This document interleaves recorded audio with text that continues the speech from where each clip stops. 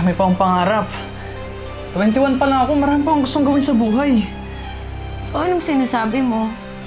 Iwan mo kami? Pahabayaan mo akong buntis mag-isa? Sorry, Jing.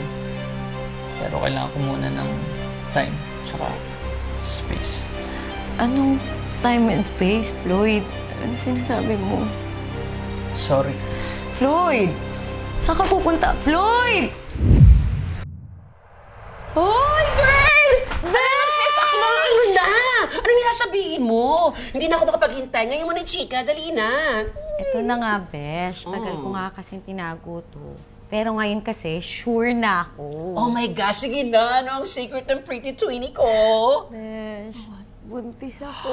Ay! Oh my gosh! Congratulations! Buntis ka? Sinong ama? Si Floydie? Siyempre, sino pa ba? Sinabi ko na nga sa kanya kaya lang parang di ko alam kung anong plano niya sa buhay. Alam mo naman, bata pa si Floyd 21 pa lang. Ay, oo nga, yun lang, twinnie.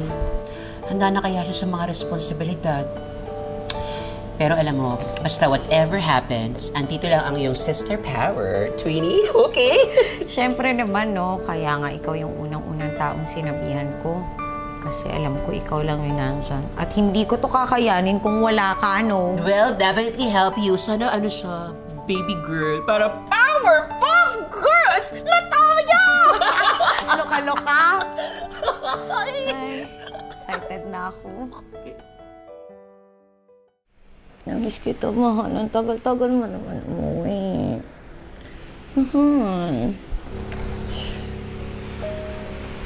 Akala ko ba masaya ka na buntis ako? Bakit parang ang cold mo naman? Hindi ko alam. Baka nga hindi ko pa kaya to. Marami pa akong pangarap. 21 pa lang ako, marami pa akong gustong gawin sa buhay. So anong sinasabi mo? Iwan mo kami? Pahabayaan mo akong buntis mag-isa? Sorry, Jing. Pero kailangan ko muna ng time, tsaka space. Anong time and space, Floyd? Ano sinasabi mo? Sorry. Floyd! Saan ka pupunta? Floyd!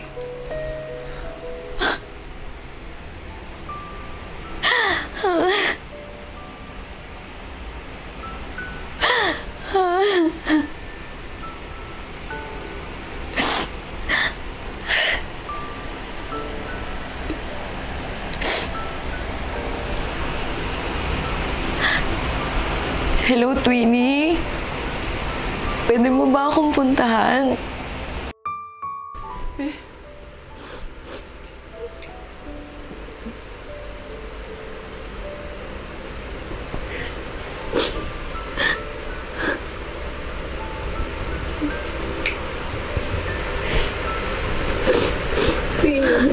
Twinnie.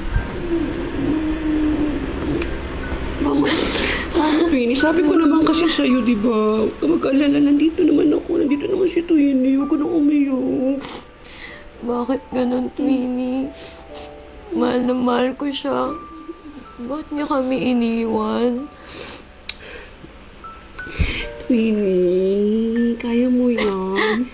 Kaya mo yan. Don't worry, don't worry. Nandito naman si Bessie. Nandito si Twinnie, ha. Ako bahala sa baby na to. Makakasama mo ko. Don't cry. Huwag ka nang umiyak. Twinnie. Salamat, Twinnie, ha. Ikaw lang talaga yung hindi nang iiwan sa akin. Paano ko to kakayanin mag-isa? Paano na to? Hindi. Andito ako. Okay? Kasama ninyo ako. Kasama mo ako ng baby mo. Baby. Huwag ka nang umiyak, Twinnie. Twinnie, huwag ka nang umiyak. Huwag ka nang umiyak dyan, Twinnie. Baka ma-stress pa si baby. Baka mamaya kung sino pang maging kamukha niyan, kung sino-sinong mga tsaka face. Yan, smile. Huwag ka nang umiyak. Thank you talaga, Twinnie. Kung ma-stress ang sarili mo, ang ganda-ganda mo kaya. Oh, si baby. Oh, pag yan, tsaka ha. Ngiti yan. Cute-cute niya. Uy! Cute siya. Cute niya. Good morning po, ma'am, sir. As per result po na na-check natin kay baby, napaka-healthy po ni baby. Mukhang alagang-alaga talaga ni sir at full support. Ha? Miss din po. Pero alam mo, ako ang Tita Amber at para sa aking Twinnie, simula sa umpisa talaga nandito ako for them. Diba? Sige po, mauna na ako. Ulit, congratulations po! Salamat Thanks, po, Doc. Doc. Thank you, Doc. Ang cute. Hindi mo alam kung gaano ako ka-grateful at ka-thankful sa lahat ng sacrifices mo sa amin ni baby. Sobrang thank you. Ano ka ba, Twinnie? Ito na ngayon ang ating pamilya. Meron na tayong baby. Tapos syempre ikaw, Twinnie. Kaya kung ano man ang kailangan mo at ng bibing itong cute-cute, sabihin mo lang sa akin ha. I'm here to support, okay? Kaya mo na ba? Sige na. Thanks, Alright, Twinnie. excited I na love ako you ngayon. talaga. O, dandan lang, Twinnie. Dandan. Dandan. Oh. Ayan. Okay. Ulit ka na. Walang ang bait na. Di sa naiyak, oh. Yummy. Ay.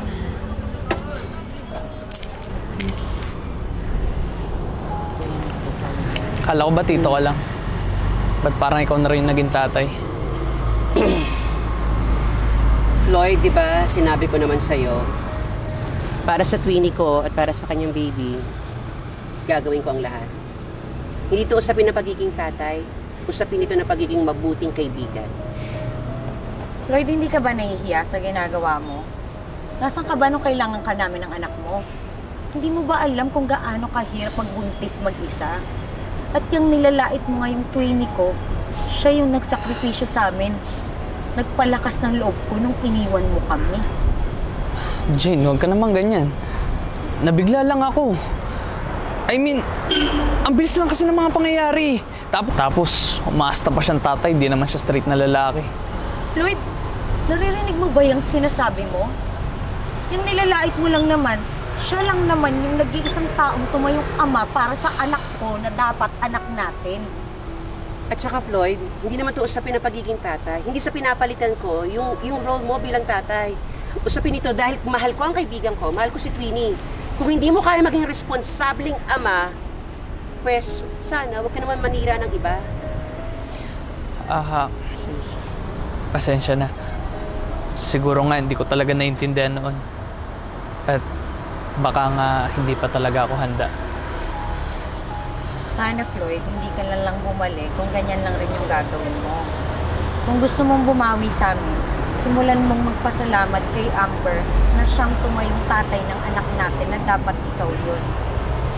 Simulan mo sa respeto, Floyd. Jane, pwede ba tayong mag-usap? Ano ba yan, Floyd? Floyd, ano ba? Kakapanganak lang ni Twinnie, Sige no? Floyd, sige na please. Okay lang ba? Kapapanganak lang ni Twinnie. Baka ma-stress siya. Some other time, please. Umalis ka na muna. Floyd naman, oh. Sige na. Sige na, Floyd. Alis ka na. Ano ba to? Floyd, yes. Ito na.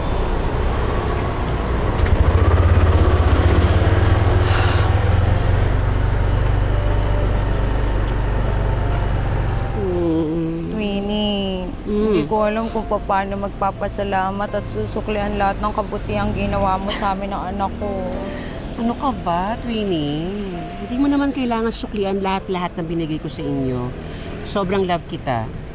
Ikaw at ang baby na to, ang aking pamilya. Sa inyo ko natagpuan. Twinnie.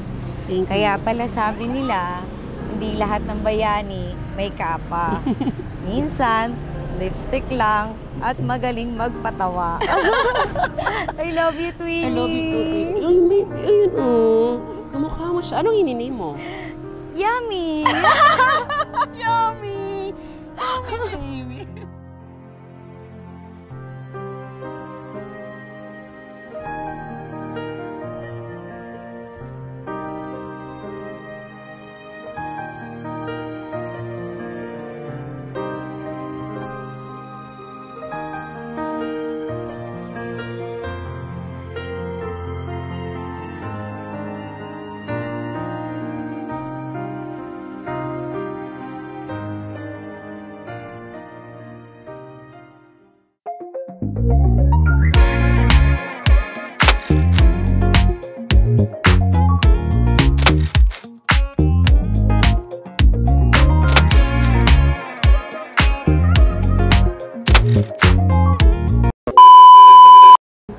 As per result po ni baby, ay super healthy po ang baby nyo. Napakalusog po talaga at nakalimutan ko na. Diba? Kasi diba? Pagsalita. Super healthy and Ang cute-cute talaga. Ang cute na among amamamo. sinipay! Sinipay! Kasama ba ito sa screen? Hindi pa ako dito. Sabi ko. Ikaw mo. Dito ako. Hindi lang mamamansin, tangina, doon ka na nakatingin. Ano to? Dito nga pala camera. May sakit? May sakit na doon lang. Ano, wala ako? Okay, ready? 3, 2, 1, action. Sorry. Floyd! Wait lang, dito si Derek Rigor. Atras! Atras! Marami pa akong pangarap. 21 pa lang ako. Marami pa yung... Bleh. Sige, tuloy lang. Akin. Ako na dilaan mo. Sige, sabay. Okay, ready? 1 Yabang, lit. Ay, sorry! Okay! Sorry! From walkout. Sige.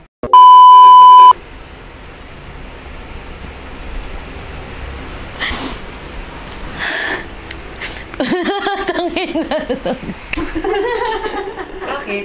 Natanggal. Natanggal. Ulit. Kunin ko na yung camera. Yung Sorry. Ito tuloy-tuloy na ba to? Kala ko ba tito ka lang? Sa pa ulit tumutunog.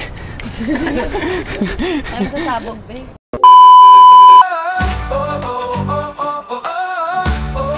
Are you a storyteller with a unique tale to share? We invite you to submit your featured stories for the chance to be transformed into captivating short films. Whether it's a thrilling adventure, a heartwarming drama, or a thought-provoking narrative, we want to bring your words to life on the screen. Join us in celebrating creativity and storytelling. Submit your story today and let's create something extraordinary together. Bawat sandali, kapanap-panapik sa Tibon, Manila, buhay ay maghubo. Hi! My name is Jane Santiago. Thank you for watching Tibon Manila araw-araw. At syempre, huwag niyong kalimutan mag-subscribe sa aming YouTube channel, Tibon Manila, sa aming TikTok at Facebook page, Tibon Manila. So ano pang hinihintay nyo? Tara na, panoorin nyo na kasi napakaraming bagong stories na talaga namang magugustuhan nyo.